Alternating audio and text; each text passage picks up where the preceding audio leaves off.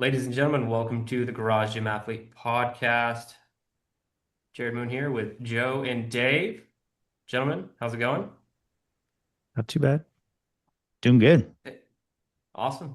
We're going to jump right into it. So, last week we were talking about all these problems, and the solution is here. And so, we're going to start. We're going to kind of go back to the basics, is how we're thinking about this episode. We sent an email out last week if you're on the Garage Gym Athlete newsletter about the Eo3 Elements, something that's been a main staple here at Garage Gym Athlete. It's been a part of the Eo3 coaching program forever, about how to really see the results you want. It doesn't have to do as much with the training as people would think. The training is important, but it's all the things that surround the training that are really the most important to getting the results that you want. I'll never forget when I first started working out and I was kind of more in the bodybuilding phase. I kind of had like a mentor guy in the gym, just willing to share information, everything. And he told me at the time, he's like, the best thing that you can do to see the results from your training is go sleep. And that was like 20 years ago. And I'll never forget that because that was the first time I ever had anyone kind of tell me that the most important thing wasn't the training itself. He was like, the most important thing you could do right now is go get as much sleep as possible. And I thought that was crazy at that time, at least. But now we know, right? Like I talked about last week, my own personal training, how I'm in a more stressful than normal period of life. And so I'm not bringing as much high intensity because stress is stress and I'm not trying to overload my system.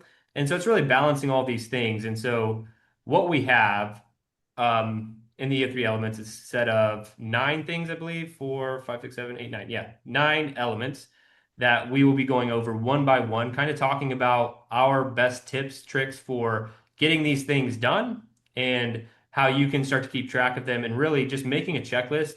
If you want to keep it simple, just put it in your phone, check these boxes off. We've always said treat it like a game, get as many as you possibly can.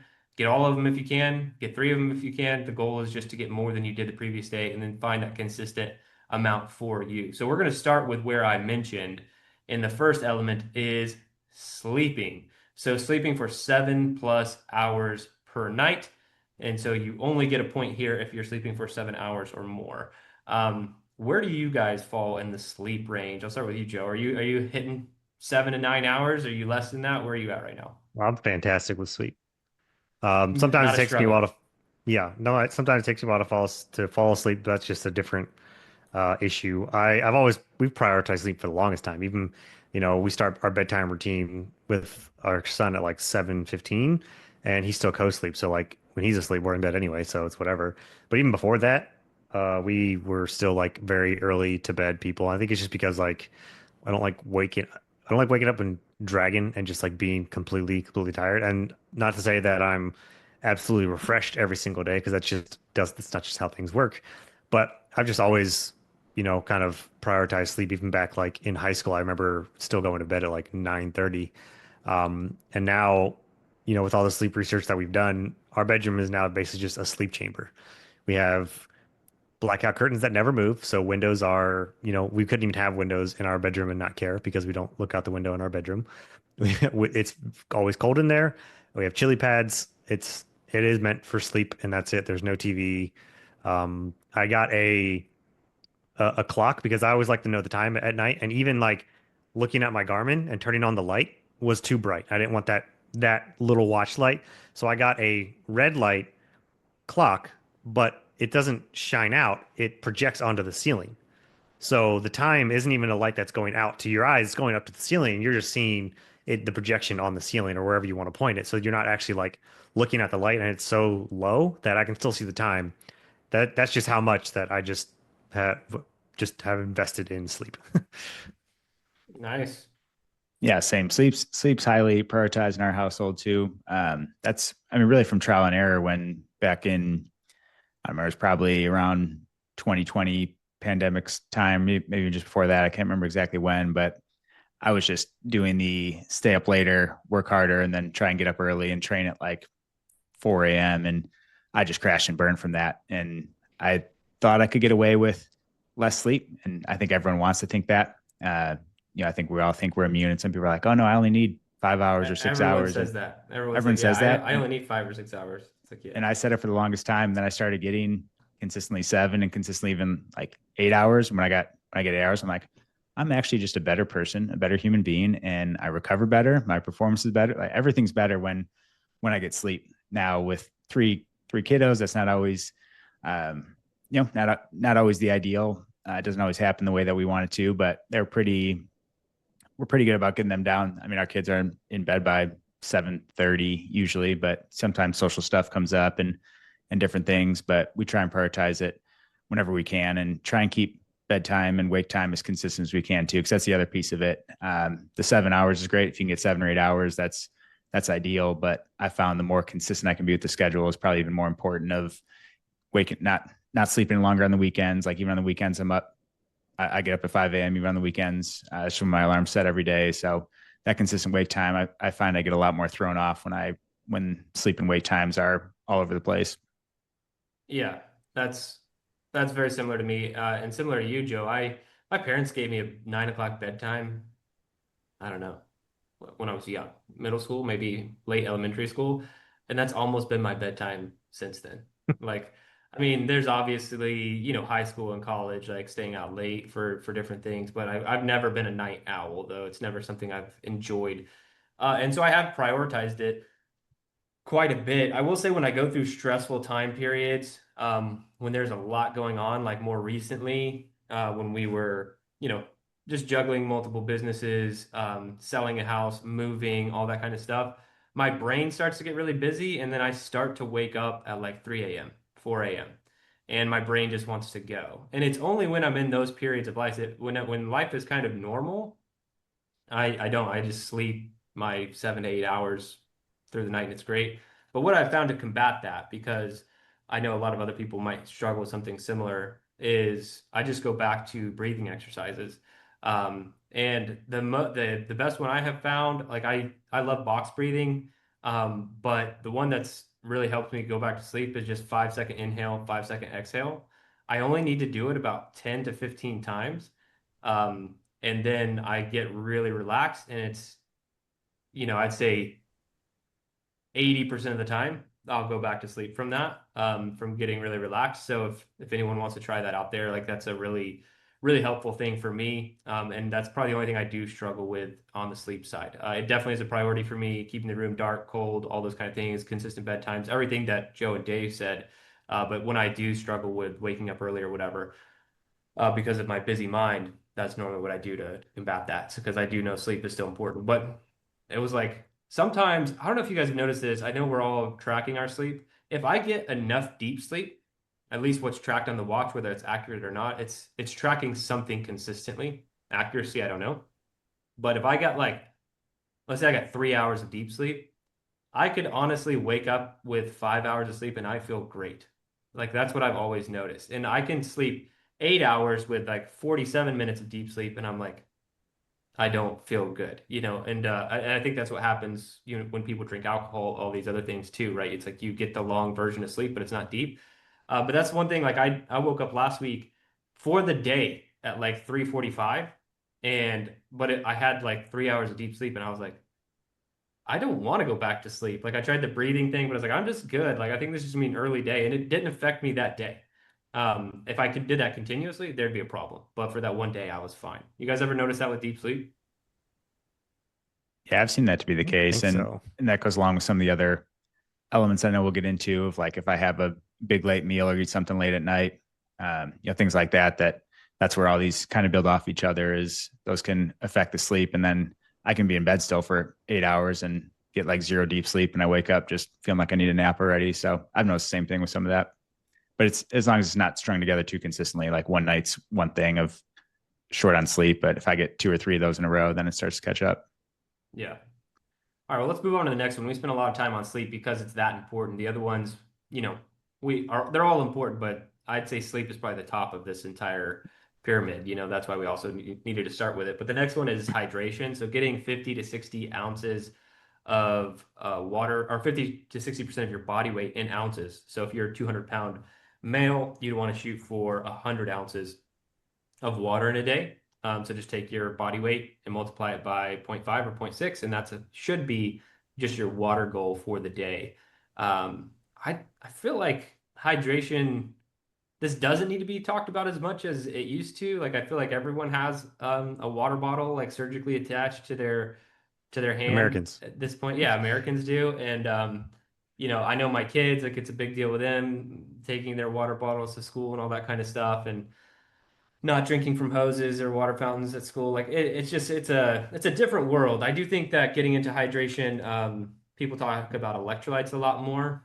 Um, you know, whether or not how much electrolytes you actually need, we could debate that, but I do find that they are important, but you don't have to spend, $150 a month on electrolytes. You can literally just buy some Himalayan pink salt and lemon and put it in your water if you want to hydrate, without having to be charged a premium for all these electrolyte supplements.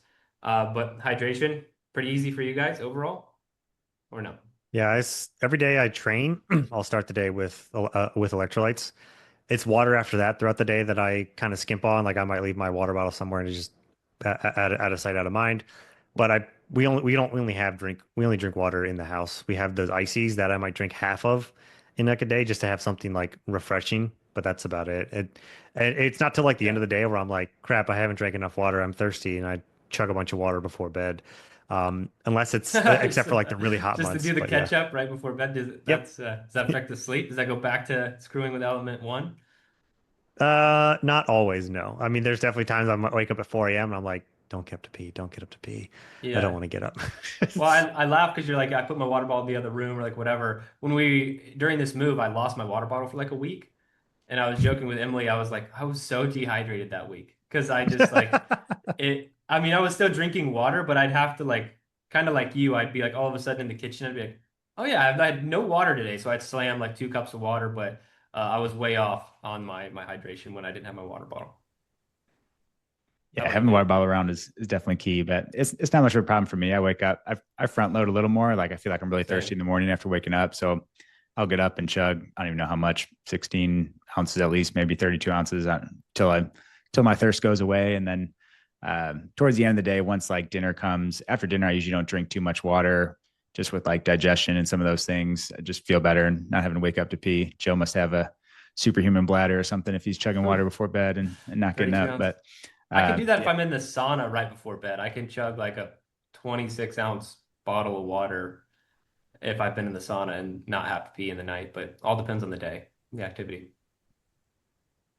Yeah, so keep that in mind when you're electrolytes, like I said, Himalayan pink salt, some minerals, and if you want to try any of the electrolyte supplements out there, I know Element. I enjoy the lemonade one. Do you guys try the lemonade one? yeah, it's So pretty good. good. They're not a Yeah. sponsor. I also like Relight. It's like I have a tub of Relight, and I love it yeah. because so many electrolytes come in individual packets, but Relight actually has a tub with a scoop. So sometimes I could just take like three-quarters of a portion, or add a little bit into something. So I liked it because of that, and the sodium's good. And it's a salt company that decided to make electrolytes, which I thought was genius because it's I think it's Redmond's salt. It's like a pretty good salt, like quality wise. And then they were like, well, we'll make an electrolyte supplement. So yeah, we have that and Element, both pretty solid, but I do feel like I'm getting ripped off after a certain point. So I also have some Himalayan pink salt that I just throw in my water occasionally if I don't Um, feel like buying stuff. I also like IQ. I do those for sugar-free ones. So if on days that I might be fasting, or they also have, and their flavors are good, but they also have IQ coffee. So like 200 milligrams of caffeine in electrolytes and like almost like a cold coffee mix, which are pretty good. Liz has been drinking those lately. It's definitely good for the summer too if you don't want to make a hot pot of coffee. Yeah. All right. So we got sleep, we got your hydration, so checking that off the list. Now we move to the third element, which is 2+ healthy meals per day. And when I first created this, the reason I put it 2 healthy meals is because yeah, it would be great if every meal that you ate in a day was healthy and you didn't do any snacking and everything was enough protein and micronutrients, but there's real life, right? And so I think this has actually really helped me mentally too, because if I had like a really solid breakfast that was healthy, and then let's say I had a post-workout shake that was good, and then I screwed up on dinner. Like maybe we're out or whatever, and I had to eat something just not as healthy. It doesn't derail me mentally to because I'm like, okay, I still did two out of three, which I'll talk a little bit more about. That's about how many meals I shoot for in a day, but it's three. But that helps me like not get derailed. If I have like three bad meals in a day, like 3 for 3 bad, that starts to like wear on me. I start to feel worse. I start to feel less confident. I actually start to feel bad. Like I just when I'm eating crap food, I don't feel as good. So that's why it's only 2+ healthy meals a day with adequate protein and micronutrients. And I introduced this in the podcast a few months ago. The kind of just reminder, something you can put in the back of your brain for getting meals is when I sit down for a meal, it's 350 micro is what I'm looking for. So 3 meals a day, no snacking. Each meal of the day has at least 50 grams of protein in it and micronutrients. And micronutrients are up to you. It's dealer's choice. So if you want to get some strawberries in there or raspberries for your micronutrients, or you want some zucchini, or it's up to you. But hitting those basic check marks, as you can see with nutrition, I do not like in-depth macro tracking. I don't like meal plans. I don't like meal prep.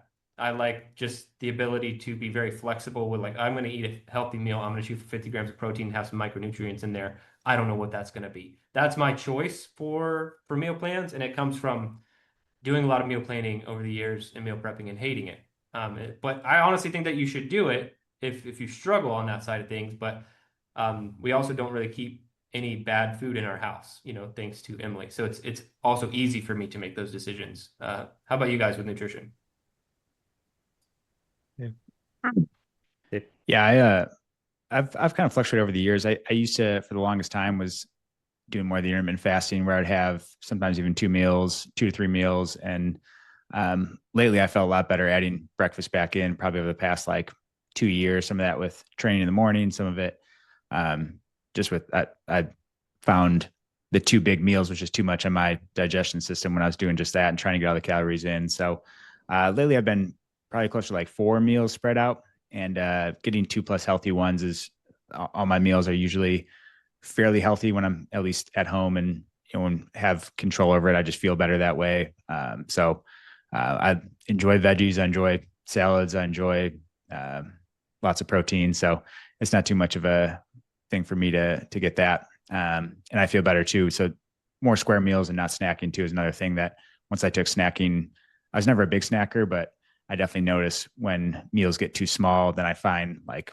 for me, it's more balancing performance of like, I know I do a little better with some higher carb from like a performance standpoint, but then it's like, okay, if I need to be more productive from a work standpoint, I get more blood sugar, energy swings and those things. So smaller meals give more of that, the energy swing. So that's where some of the like more square meals help me out a lot too. I honestly don't notice the difference energy wise, whether it's a bunch of meals, less or bigger meals. I've mostly counted in the past. I mean, tracking wise, but it keeps me from snacking because I'm a big snacker. So lately, I haven't been doing it. There's an AI app that I've used if I want to just like check, do a progress check on, and all it does is protein and calories. Make sure I'm staying within my range. But breakfast, I usually have it about 10, not till 10 because I work out before that and it's bracketed with a bar and a shake. But breakfast and dinner are like my big nutritious meals where I'll eat a bunch. Um, Breakfast might be some big scramble, a whole bunch of eggs and some protein, and then dinner is just whatever I had eaten that day. Lunch is kind of just a lazy, give me whatever. I'm just need to fill my belly. Lately, it's just been a bunch of yogurt and protein and like granola and berries, just because it's got calories, it's got fiber. I'm just checking the box until dinner. So I've been pretty good in that regard for Monday through Friday. Weekends is a bit more dicey. It gets a bit loosey goosey and weird, which I need to get a lot better at and focus more on. So that's definitely a weakness of mine is on the weekends when got Liz and Landon are home, juggling feeding him, and then just like sometimes I just don't feel like making food. And then after a while, I get so hungry that I'm just gonna eat what's in front of me, which is definitely a problem. So That's for at least that's a 5 days a week, dangerous I game know for I hit it. me. If I get really hungry, all bets are off. It doesn't matter what I'm eating. Like I'll go to Whataburger. Like Yeah. that's why I try not to get hungry because at a certain point I'm like, no, I don't care. Like I just want to eat. Because if you honestly don't snack, which is hard, which is like my goal now. Like I really try not to snack. That causes like you're really hungry at mealtime, especially if you're only doing 3 meals a day, or at least I am. All right, so let's jump to the next two. I'm going to combine them. So far we've done sleep, hydration, nutrition. You knock out those three in a day, and you're crushing it. I'd say the rest of these are um, important, but they will not give you as big of a bang for your buck as sleep, hydration, and nutrition. All the rest of these are definitely going to help, but I would equate like the rest of these to being like one of the next, like sleep or whatever. So I'm going to combine the next two in its 10 minutes, 10 plus minutes of extra aerobic work. This does not count in your training, so this is additional movement throughout the day, and then also adequate sun exposure. And the reason I'm combining them is because you could stack these, and that's what I always want people to do, is like stack as many as you possibly can. And the big reason behind the 10 minutes extra of aerobic work plus the adequate sun exposure, well, sun exposure, we all know vitamin D is critically important. It's important for your immune system. Dudes, it's really important for your testosterone creation, as well as zinc and magnesium. And then the 10 minutes extra aerobic is one thing that I noticed, especially with talking with athletes. A lot of athletes, even the athletes who are incredibly consistent with their training, don't move the rest of the day sometimes, dependent on their job. So it's like, and I've been in that boat as well. And so it's like, let's say you are the early hard charger. You wake up at 5 a.m., you're training at 5:30, you're done at 6:30. It's rush, go sit in your office or at work until the end of the day. Then you don't really move. And it's like, yeah, you did that hour of exercise, but if you're still only getting like 3,000, 4,000 steps at the end of the day, even though you're consistently exercising, that's not enough movement throughout the day. So you need that extra movement. That's why um, that's why I got a dog. I mentioned this like over a year ago when I first got my dog. I have two dogs now, which I haven't mentioned on the podcast. I have two German short-haired pointers, which is just insanity. I don't recommend anybody get a German short-haired pointer unless you're incredibly active, you like running, you have a lot of land. I don't recommend this breed, even though I love my dogs to death. They will make sure you get your steps. So anyway, adding those two things are really important, and something I'm always mindful of now. And honestly, since I have these two dogs, hitting at least 10,000 steps a day has like not been a problem for the last year plus that I've had Piper, my first GSP, and now the second one. Yeah. So anyway, how are you guys doing with sun exposure and vitamin D? Oh, and sun exposure, I prefer it from the sun, but in the wintertime, do you like I'll check this box if I'm supplementing with vitamin D, because sometimes it's just not possible. But It definitely helps that I've lived in pretty much warm, good climate places for the last like 10 years because like, I've almost always been able to go out and get some sun. This last month, now that it's been not as crazy hot, after every workout, or 3 out of 4 workout, 3 out of 5 workouts, I will do a 2 mile walk outside around the area. There's like a long boardwalk. I'll go down and back, and so that's been my extra time, which has been great. And I even got finally got a walking treadmill like 2 months ago, and I'll pepper that in the afternoon because I was definitely getting to a point working from home. After my workout, I could just chill and relax and work all however I want. And even when the treadmill's at my desk, I actually have to collapse it and move it out of the way in order to pull my chair in. Versus before, I could just lower it and sit down and instead of just raising it up. So lately, I've been doing really good at those. Yeah, for us as a family, we stack a lot of these together. So we'll do, it's like after meals, we'll get out and do a walk, usually 15, 30 minutes, sometimes a little longer. But so that's a good way for us to, it helps with digestion after. It's a big thing. I feel so much better when versus it's tempting to eat dinner and sit on the couch, but we'll get the kids in the stroller. We're pushing strollers right now. Elise will sometimes walk with us, but sometimes she'll take off and want to just go for a run, which is fun. But yeah, so we just try and combine those things and get outside, and helps do it for morning after breakfast stuff. Get to see the sunlight early, which I think helps with circadian rhythm and helping set the sleep clock a little bit. And then getting to see more towards the end of the day sunlight too is helpful for combining all those habits. So instead of thinking of it as all these different things we have to do, those are things we just kind of naturally have fallen into with stacking some of those things together. yeah, bring your food and your water with you, and you're getting them all done, right? It's like, Yeah. Kids take a nap on the way too, and yeah, they're checking kids all the can get boxes. their sleep, right? Yeah, so those are two big ones. And like I said, when the sun is not as powerful in the wintertime, I think it's perfectly fine to supplement with vitamin D, also really important. So I'm gonna stack the next two. So again, just so if we're keeping track, we got sleep, 7+ hours, 50 to 60% of your body weight in ounces of water, 2 healthy meals, 10+ minutes of extra aerobic work, and adequate sun exposure. The next two are digestion and meal timing. So putting these together too, because they're also kind of in the same category. So digestion is just making sure that you chew your food, you smell your food, and you limit liquids during eating. I am the worst about this one. I'm going to go ahead and say I'm real bad at the digestion Yep. piece, but I also know how important it is for you. And then the second one is meal timing, and that's giving your body at least a 12-hour break from eating food. Some people call this intermittent fasting. I call a 12-hour break being human. I think when you're pushing to like 16 hours, that's where I really think it's intermittent fasting. But what I didn't realize is that there were like people eating at 9, 10 o'clock at night and then waking up and eating at, 6 a.m. And I get maybe you have to, long hours, whatever. Like I would do the same thing. If I've done that. Like I got home from a practice earlier in the week and I screwed up, didn't eat dinner before. We got home at 9. I'm starving. I'm gonna eat. I don't really care. Like I think our bodies can handle those things. I'm not real strict on I'm not strict on a lot, to be honest, because I think the body is super resilient, can handle these one-off situations. But what I didn't do the next day was wake up and eat as soon as I opened my eyes. I waited a little bit longer to give my digestion a break. So anyway, um, Joe, you already mentioned you're not good with digestion. I'm not, but I want to hear your side of it. Do you blame the military like I do, or you just Oh, 100%. I still eat like I'm in basic training. Like I'm about to get yelled at yeah. because we have to get up and go. 100%. Yeah, I just shovel my food. I am good about the no liquids. I don't drink during meals, but I don't shoot my food. It's just however fast I can get it down and get it going. Yeah.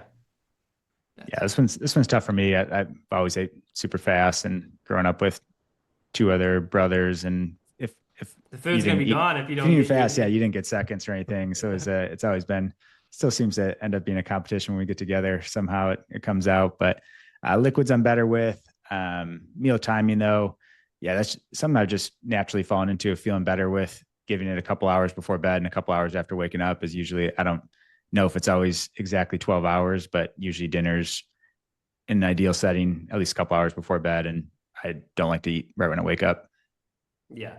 And these are pretty simple. I think I have an alarm that goes off on my watch every day at 7 p.m. And that's my reminder to like, hey, you should probably stop eating. That's the only reason that alarm exists is like this is where you should consider stopping because I've noticed the further I can separate bedtime from food, the better I will sleep. Like I said, if I need to eat, I'll choose the calories and the protein if I haven't had enough food in a day most of the time. But if in an ideal world, if I'm going to bed at 9 o'clock or 10 o'clock and I can get those 3 to 4 hours of no eating before I go to sleep, I do sleep better that night. So that's a big one for me. But then, waking up the next day and I typically just have water and black coffee and then I'll eat a little bit later. But yeah, this morning was actually the opposite. I ate dinner at like 5 p.m. and didn't eat again. And then I woke up and ate at 6 a.m., which is very rare for me. I don't normally eat that early. But that's 13-hour break, right? So still check the box. All right, let's move on to the next one. Warm up and cool down. So making sure that you warm up before your training session and cool down after the fact. Don't lie. Do you both warm up properly and cool down? Don't lie about the cool down is the one. Yeah. What are you guys doing in your training right now? 50-50. 50/50 what? You cool down Uh, sometimes? yeah, it really it's that 2 mile walk if I do that. If not, then I'm not cooling down. So like 3 days a week, maybe I'll do a walk after my workout, but that's about it. Warm ups, it'll depend on what the work I'm doing. I've been doing a lot more because my back issues. Just I've been wanting to get more of that. But you know, there's times where run days I just put on my shoes and Leroy Jenkins it. Yeah, I don't warm up for runs, not gonna lie. Unless I'm like gonna be doing some sprints, just because I'm always scared to pull a hamstring. But yeah, I don't warm up for runs most of the time. How about you, Dave? Yeah, not for running. I'm not super good at it. I'm gonna do a couple like leg swings and butt kicks, then I'll take off and first miles will warm up sometimes. But Yeah. cooldowns I'm not good with. Warm ups, I've always enjoyed. Like I like getting my body actually warmed up and a little extra mobility work for areas I need it. Uh, just keeps me injury free, honestly, and keeps me feeling good. So warm ups are not much of a problem. Cool down though, it's like my last set's done and I'm pretty much getting out of there and hopefully there's a walk somewhere in there, but sometimes it's sitting down and working depending on whatever we're doing. If it's end of the day stuff, we're going right into dinner and different things. So cool down's one I could certainly improve on. Yeah, that's why I said it, because I knew you both would be like me. I warm up. I'm pretty much I never skip that anymore. I used to. Like years ago, I would skip and be like, I just got to get in and get the work done and like get out of here. But now I kind of have like a set routine. That's where I put a lot of my prehab stuff, like rotational work, just like all these like I don't even warm up specific to the training session anymore. I just have like my own warm up that kind of hits everything, like rotational legs, like shoulders, all this kind of stuff. So get the blood going. So I make sure that I do a warm up every time. Cool down, very difficult for me to consistently do. And it's never going to be for like 10 minutes. Like I might hop on a rower for 3, 4 minutes after and consider that my cool down, but probably not as good as it could be. I've also tried doing some breathing exercises after a training session, but that's also hard to like get in the habit of doing. But yeah, cool down is definitely tough, but that's why we put them both in there so you can, start to recover from the training and get yourself out of that, fight or flight response and start to down regulate a little bit, which moves us into our last and final one, which is down regulation. So meditation, breathing, and limiting nighttime light exposure. So I think down regulation is really important. This stuff, when I first started, let's just say creating content online, was more fringe. This was more like you're kind of weird for talking about it. And now it's very commonplace. It's second nature. I feel like not everybody has a practice, but everyone's aware of one, and a lot of people think that they should. Whether you are meditating, breathing, praying, whatever it is that that kind of helps you relax and get in that different state of mind. And this is something that's been really big for me. Like I don't really do any meditation anymore at all. I used to, but I do a lot of breath work. I feel like and the reason being is I feel like they're kind of one and the same. And breath work, I actually feel a difference after the fact. And meditation, I don't always, And so breath work is something I've seen more results with and stuck with. And I'd say I have some sort of breathing breath work practice 4 to 6 days a week. It's almost a never miss for me. I do it pretty consistently. How about you guys? I do not do meditation or breathing. I have a really hard time with breathing stuff. I definitely enter the the fight or flight response early. I feel like I just get really bugged out whenever I just try to do any You sort of should breathing, and examine it's that. I just think I've talked to you about this before. You should examine why that's happening. Like, why am I starting to freak out when I'm trying to relax? yeah, I don't know. It's the controlling of the breathing of the breath of like I need to breathe faster. That just like really trips me up. I know when I've done breathing ladders, it's like a real struggle to breathe slowly during some of those moments. But for my down regulation, I guess if it's for before bed, we go to bed at lights out or at 8 o'clock, and that's when Landon's usually falling asleep. I don't go to sleep until 9:15, 9:30 because we just sit there reading on my Kindle, which has a warm light. They're not really the shining. I read for an hour plus every single day in the dark, cool bed. That's my easing into transitioning into bedtime. So completely dark, just reading normal book. I think that counts. Yeah, I'd say so. My reaction strategy is box breathing. Like if it's really hitting the fan and my Garmin conveniently tells me that I'm starting to get stressed out when I'm obviously stressed out, which makes me more stressed out that Garmin's telling me that. The relax reminder. Yeah, the relax Yeah. reminder. I'm like, I don't want to relax right Oh now. There's a reason I'm gosh, stressed. I've never gotten one of those. Yeah. Oh, your watch might be too old, or you're too chill. I don't know yeah, which or one you're it just is. super chill. I don't get stressed really. I don't think. Well, what's funny is like I was basically unaware of that feature until well, I knew it was there, but like I very rarely got the relax reminder. this time period of my life right now with remodel, rebuild, living in an RV, all this crap that we're doing, I'm getting a relaxed reminder like once or twice a day. It's definitely it's eased off now. I'd say the last couple of days, I don't think I've gotten one, but I was getting one once or twice a day, and I was like, you're pretty good at picking up stress. This is what like makes me buy into Garmin stuff more. Like it says I got deep sleep, I feel better, but I try and make that assessment before I look at the sleep chart. I'm like awake at 4:30 a.m. I'm like, I feel really well rested. Then I'll look at my sleep chart. I'll be like, yep, 2.5 hours deep sleep. You know what I mean? Like that's how I try and treat these things. And same with like, I know I'm in a stressful period of life right now, and it's telling me to relax. So like it's just pretty good at like picking these things up. I'm really, again, not a sponsor, but huge fan of Garmin, way better than Whoop. Mm-hmm. Yeah, so it is pretty accurate. It's there's times where it's subtle. I'm like, oh yeah, I guess my stress was subtly creeping up, but most of the times it's like kids screaming, everyone's in a moment, and I'm like, my watch is buzzing. I'm like, it all like I got a Garmin. I know that, but box breathing is like the reaction.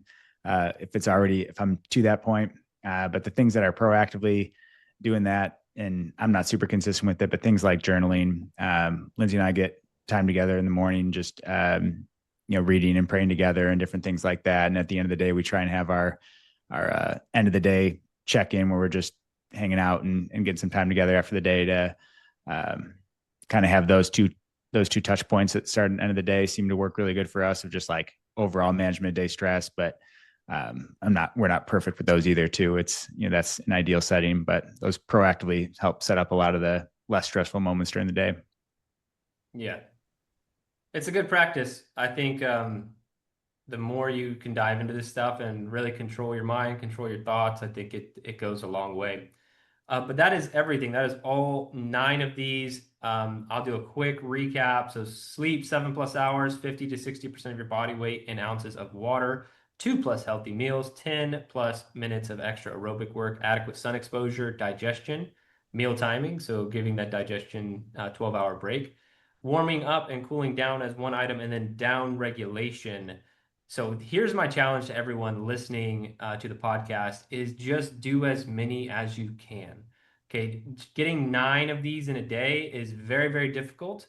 But if you can get those first 3, like we talked about, sleep, water, and healthy meals, you've done a bulk of the work for your day right there. Anything else that you get after that and on this list is the cherry on top. So when you go into prioritize these, try and get those 3 and then see how many else you can get and track this over a 30-day time period. That's the actual challenge. Like track these, like whether it's a notepad, pen and paper, or you actually are taking a note in your phone. Try and do as many of these as you can each and every single day, just hitting the basics and just track it. Be like, okay, I got 5 today, 3 today, 2 today, 1 today, 9 today. And start to track how you feel, how you're showing up in life, how you're showing up in your training sessions, how you're recovering. And you'll be surprised when you really focus on the basics. This might be what was like really holding you back from a progress standpoint or a mental acuity standpoint, anything like that. A lot of times it just is going back to the basics.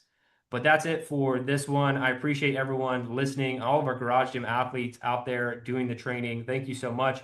If you'd like to be a part of our training, you can go to garagegymathlete.com at any time and sign up for a trial. We would love to have you, but that's it for this one. Remember, if you don't kill comfort, comfort will kill you.